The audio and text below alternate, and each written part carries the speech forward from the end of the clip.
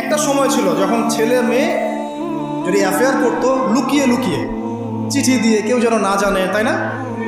ঠিক, তার মানে এগুলো পার করে আসতে পারে না। লুকিয়ে লুকিয়ে ছিল, কেউ যেন দেখে না ফেলে। কফি শপে বসলেও খুব সাবধানে, রিক্সায় বসলে কেউ যেন না দেখে। তারপর একটা যুগ আসলো, এই জানলে কোনো সমস্যা, বাসায় ওপেন, আমার গার্লফ্রেন্ড, ও আমার গার্লফ্রেন্ড, ও আমার বয়ফ্রেন্ড, আমরা বিয়ে করবো, আমরা প্রতিশ্রুতি দিয়েছি একে অপরকে, নো প্রবলেম। তারপর একটা যুগ আসলো যে যেহেতু প্রেম করছি, বিয়েই তো করতে যাচ্ছি, তো সেক্স করলে সমস্যা কোথায়? তখন আবার সেক্সুয়াল অ্যাক্টিভিটি শুরু হলো। মেয়েরা যদি বাইরে বের হতো, তাহলে যদি কোনো মেয়ের শর্ট কামিজ থাকতো বা আটোসাটো পোশাক থাকতো, সে গিল্টি ফিল করতো যে সবাই আমার দিকে তাকাচ্ছে, কেমন লাগছে।